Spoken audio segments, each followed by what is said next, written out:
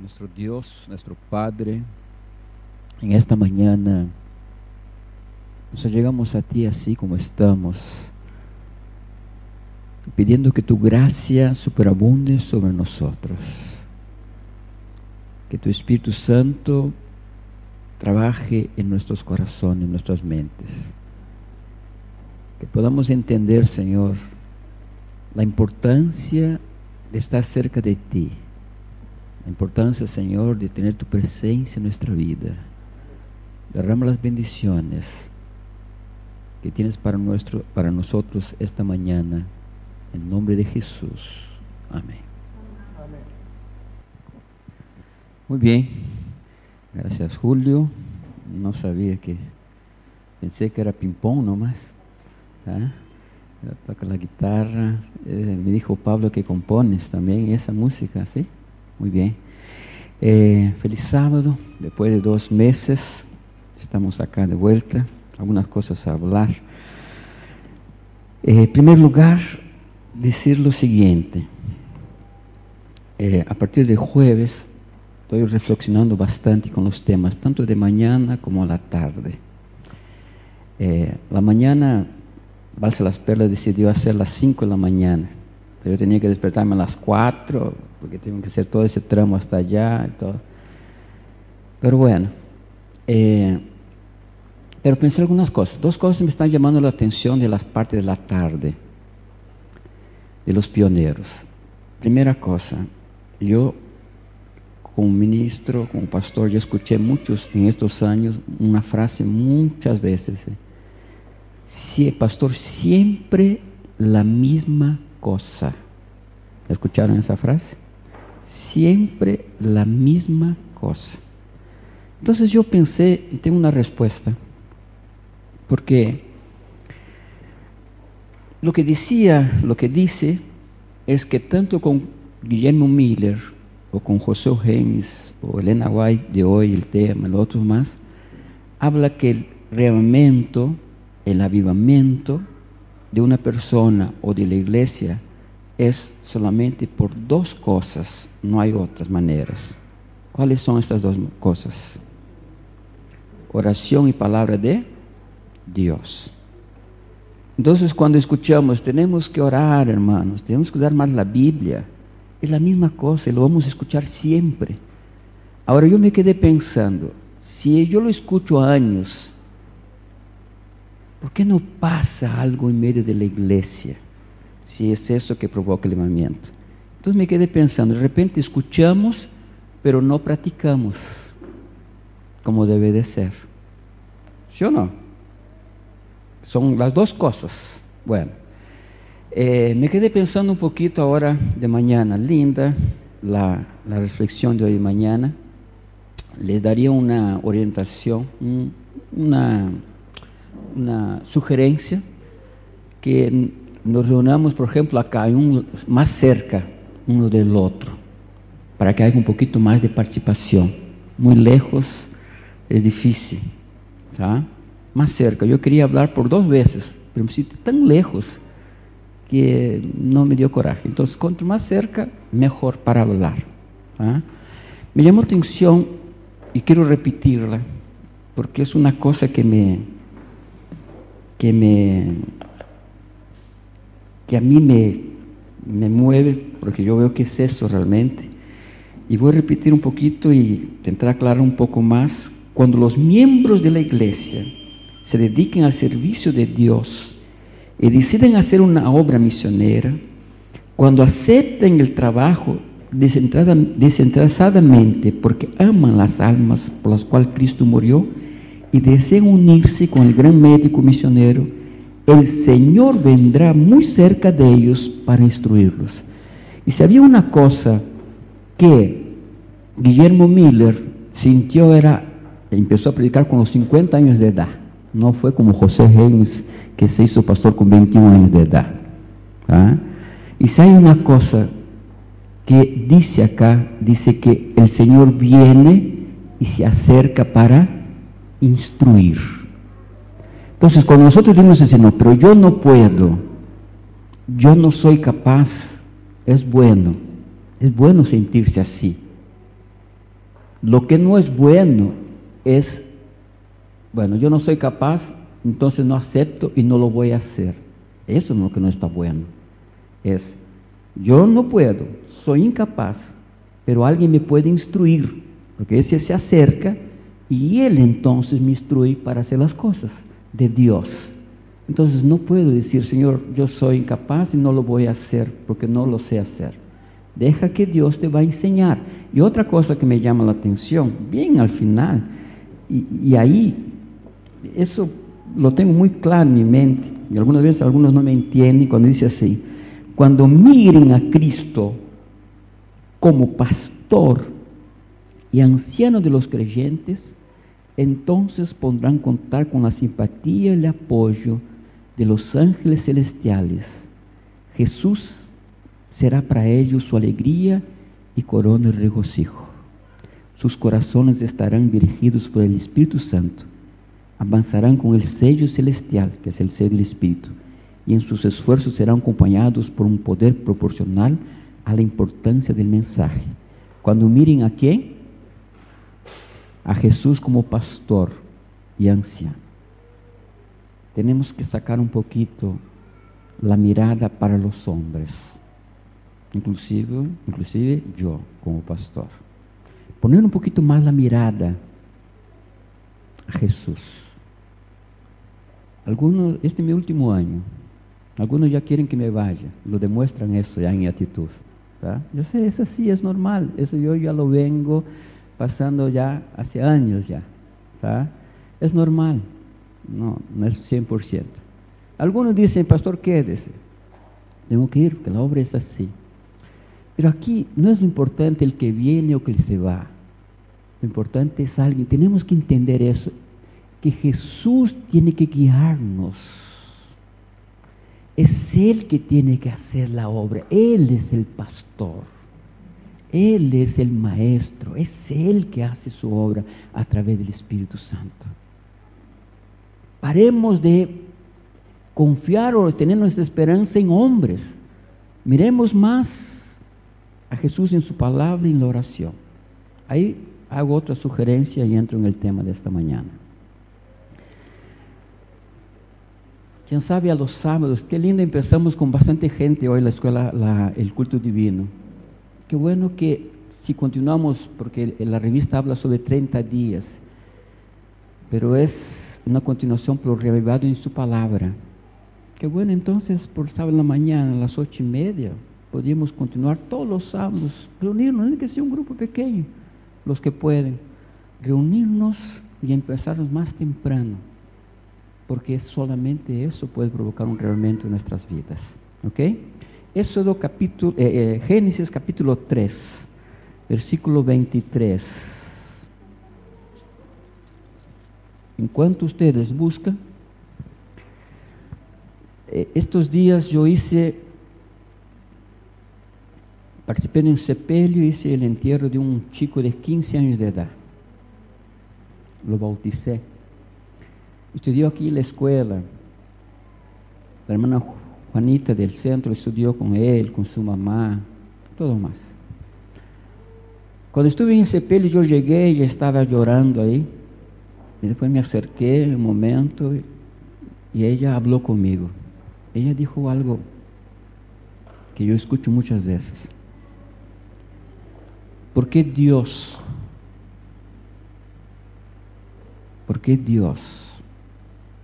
sacó a mi hijo? ¿Por qué Dios hizo eso? ¿Por qué Dios?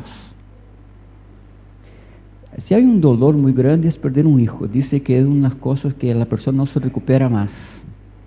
Así dicen los psicólogos. Bueno, hablamos, oramos, se acalmó un poco. Después en el cementerio estaba sedada ahí. Una experiencia terrible. Y eso me hace reflexionar y vamos de nuevo a ver si entendemos. Un padre tenía 3 hijos, un menor, 6 años, lo lleva la primera vez a la escuela, y ya están para iniciar las clases. Y un padre y una madre que sabe que su hijo va la primera vez a la escuela, lo sufre. Quien ya pasó por esa experiencia lo sabe. ¿Ah? Y él lo lleva con 6 añitos a la escuela la primera vez, y él va tranquilo, después lo va a buscar, y cuando él entra al auto, papá le pregunta: ¿y cómo fue la escuela? Bien. ¿Y la profe? Bien. ¿Y mis aulas llenas de animalitos? Bien, lo pasé bien. Wow. Y el papá se quedó contento, pero el primer día de clases, bien. Al otro día, cuando lo llevó y llegaron a la escuela, y dijo: bueno, ahora, él dijo así: yo no quiero la escuela, yo no quiero ir a la escuela. Y empezó a llorar. Y el papá dijo: si yo lo hago a la fuerza que vaya a la escuela, se va a traumar, no va a querer más la escuela. Entonces, bueno, hijito, vamos a la casa. Y lo llevó a su casa. Llegó la noche, lo llamó, conversó: mira, tú tienes que ir a la escuela es importante, tienes que aprender a leer, escribir, pensar en ser alguien en la vida, tener tu profesión. Y explicó: tú vas a la escuela, sí, todo de acuerdo. Al otro día, cuando lo lleva y llegan a la escuela, el chico dijo: yo no voy a la escuela y yo no voy a bajar, y empezó a llorar. Y el papá: bueno, ¿qué voy a hacer? Bueno, y lo llevó nuevamente a su casa. De noche conversaron, y él dijo: está bien, mañana sí, mañana voy a la escuela. Y por la 4ª vez lo lleva a la escuela, y cuando llega, el hijo empezó a llorar, dijo: yo no voy a la escuela. Y el papá pensó: Señor, si yo lo llevo a la casa, va a ser siempre así, en algún momento, y tiene que ser ahora. Y el papá entonces, pues una cara de bravo, de enojado, le dijo: baja ahora, y no hay más nada. Su hijito se puso la cabeza abajo, triste, y despacito abrió la puerta del auto y salió, y se fue yendo. Y él cuenta, el padre dice que cuando ve a su hijo yendo a la escuela así, triste, y él tuvo que ponerse firme, él cuenta que su corazón se partió. Su corazón se partió. Pero él tenía que ser firme para que su hijo pueda ir a la escuela, aprender a leer y escribir.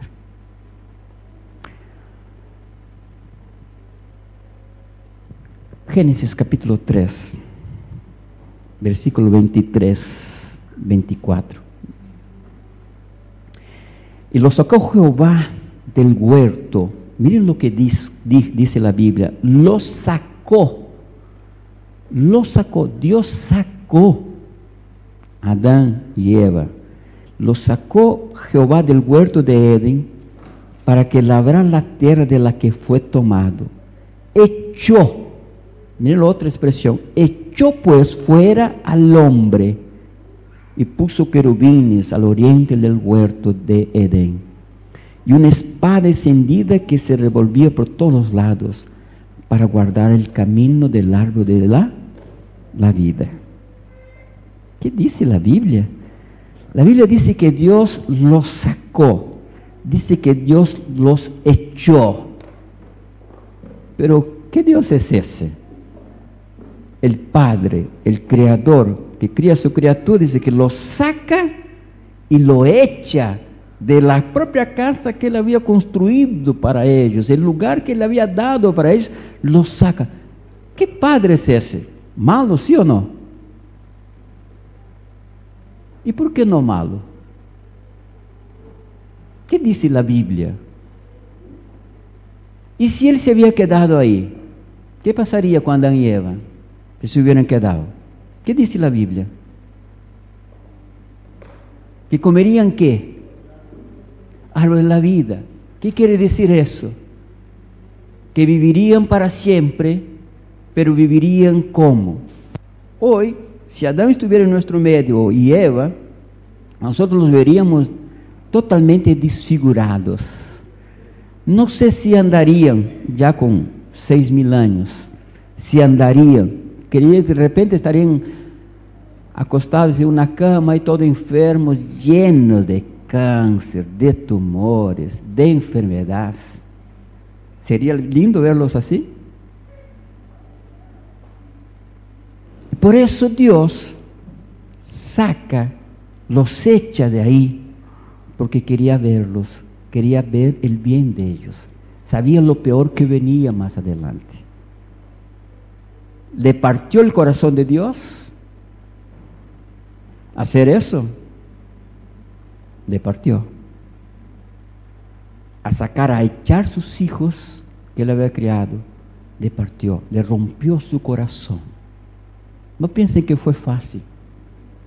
Pero él, este Dios, agarró, mató una oveja, les vistió, porque decía así: esta ropa representa la justicia de Cristo en la vida de ustedes.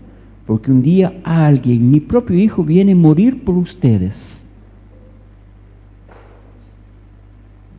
Desde ese momento, no solamente él, el Dios Padre, pasa a sufrir por sus hijos, Adán y Eva, pero pasa a sufrir también porque su hijo también vendría a morir por nosotros.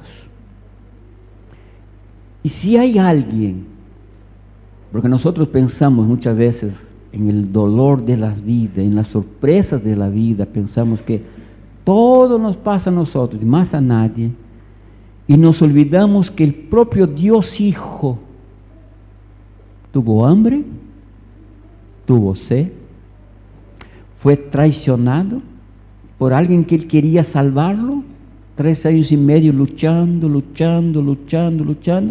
y al final lo traiciona. Él sabe lo que es todos los días salir a hacer el bien y que le paguen con el mal, con las críticas. Él sabe lo que es no dormir debajo de un techo, no tener una casa. Él sabe dormir, quién sabe, muchas veces en lugares ahí al aire libre. Jesús, más de que cualquier uno que pasó en esta tierra, sabe lo que es sufrir. ¿Sí o no?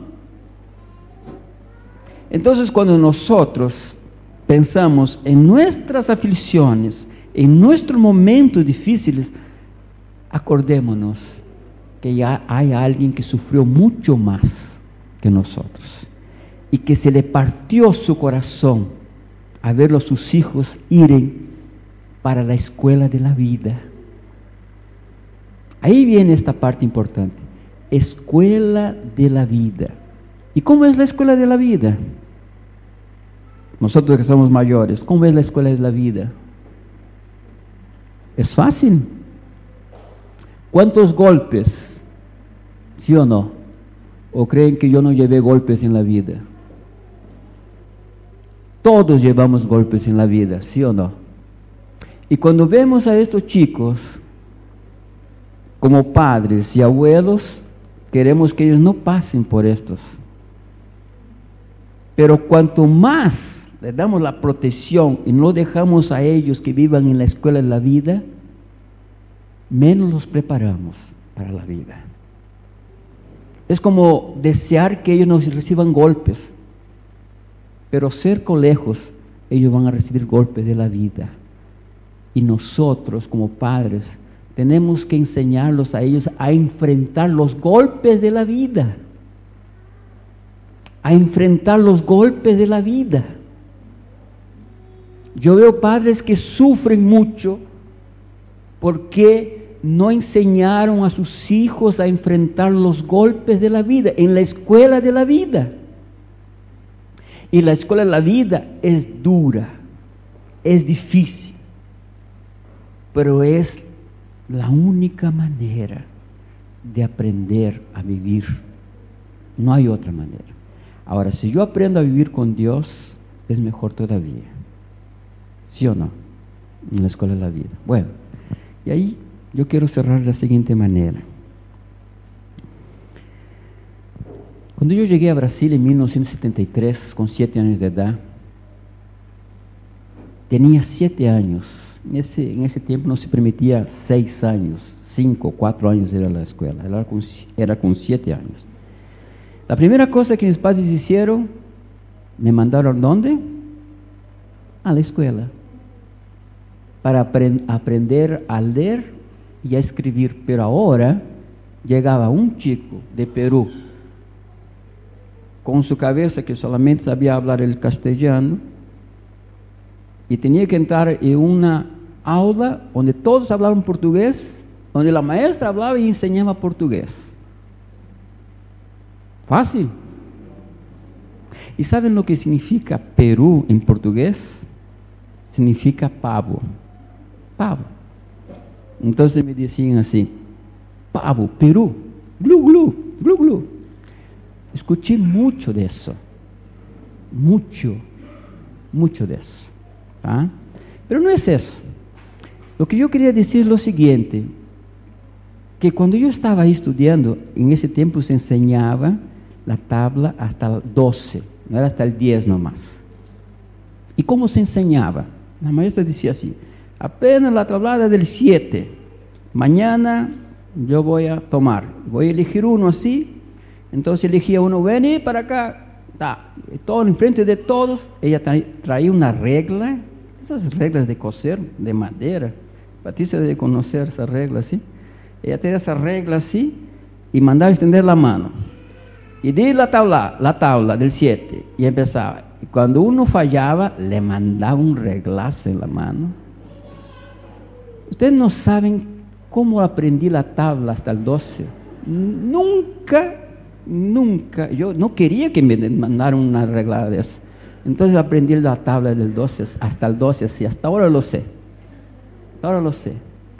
Y tenía, atrás de la puerta, había una maderita que ella había hecho, y era una maestra, pero tenía una cara de mala.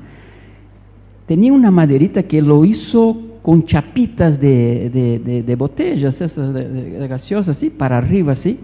Entonces, siempre hay el que se comportaba mal, siempre en todo lugar hay. ¿Tá? El que se comportaba de más, wow, se mandaba atrás de eso, ponía la puerta así, quedaba de rodillas ahí, no sé cuánto tiempo. Yo dije, Señor, nunca quiero estar ahí. Me comportaba como un ángel.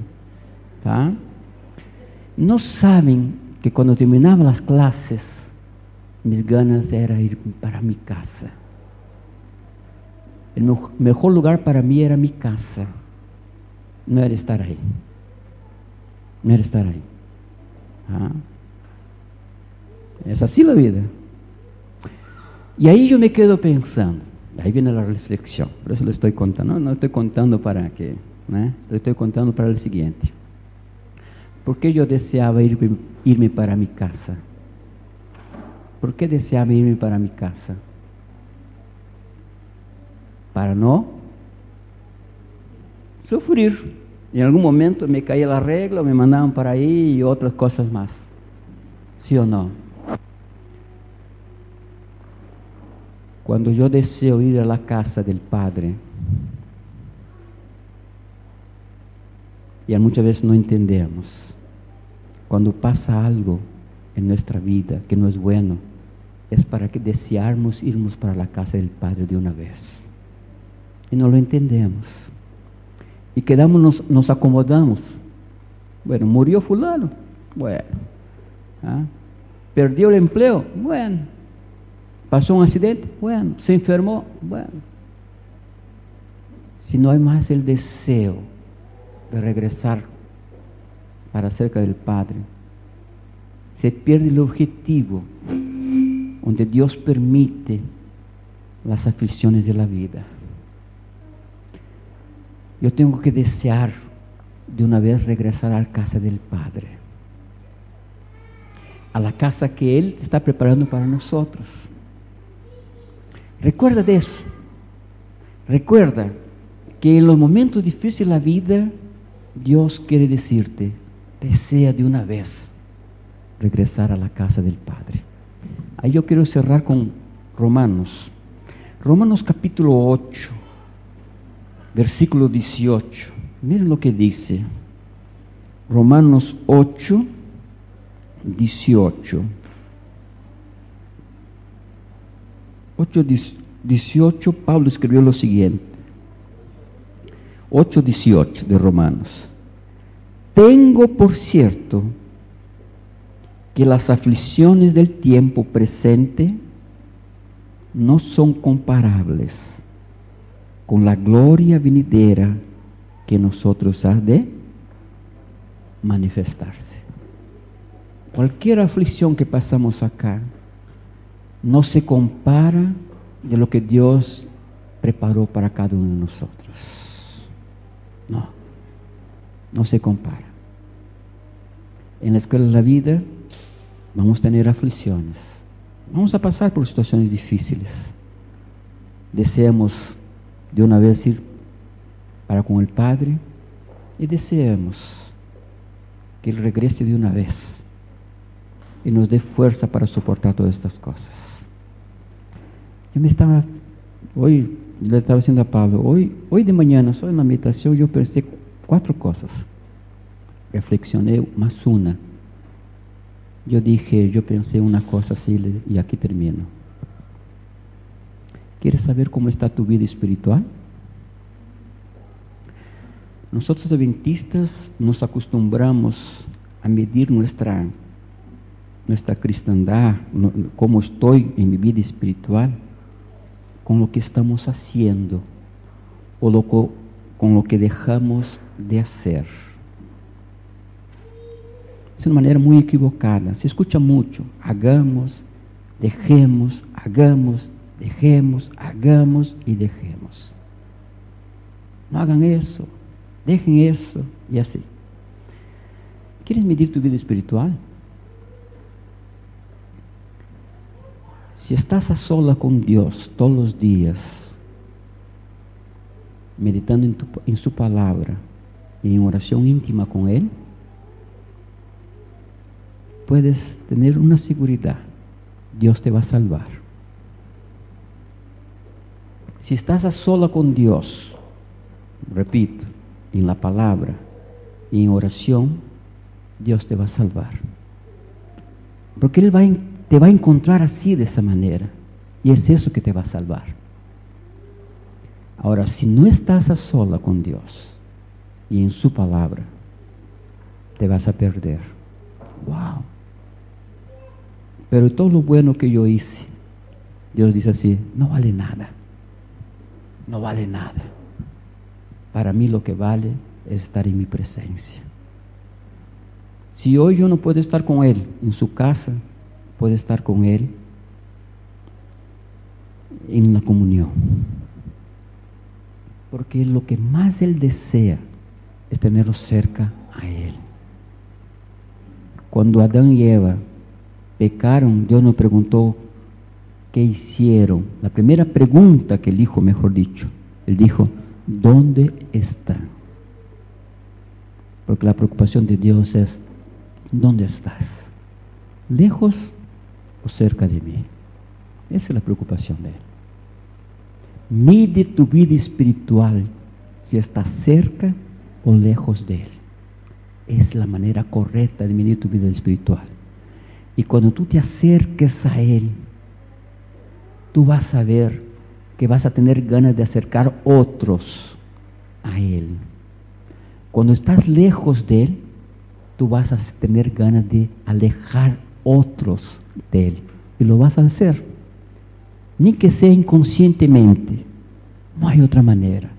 Los que están cerca buscan acercar personas. Los que están lejos alejan las personas de Él. ¿Quieres que Dios te use? Acércate de Dios. Si llegó un momento que Dios está llamando a su pueblo para un reavivamiento y una íntima comunión, es hoy. No hay otra manera. Mide tu vida cristiana con la intimidad que tienes para con Él. Vamos a orar. Querido Dios, nuestro Padre, te duele tu corazón vernos sufrir aquí en esta tierra, en la escuela de la vida, pasamos por muchas situaciones, unos más que otros. Unos sufren más que otros. Unos pasan situaciones más difíciles que los otros. Pero todos pasamos por dificultades. Oh Señor, yo sé que tu corazón se parte, que lo sufres junto con nosotros y que deseas sacarnos de acá de una vez, para irnos a vivir contigo para siempre. Y en cuanto eso no pasa, ayúdanos a entender de que el mayor refugio es estar cerca de ti, de tu persona. De que la mayor seguridad de que mi vida cristiana, de que me voy a salvar, es que estar cerca de ti. Entonces, danos tu espíritu para ayudarnos a acercar más de tu persona y acercar a otras personas a ti, Señor. Porque no hay otra manera. No hay. Algunos están esperando cosas novedosas, cosas diferentes, y no va a ser nada diferente. La única manera que vamos a probar tu Espíritu Santo en plenitud en nuestra vida como iglesia es esta: palabra de Dios y oración íntima contigo. Bendícenos entonces, ayúdanos a acercarnos a ti en nombre de Jesús. Amén.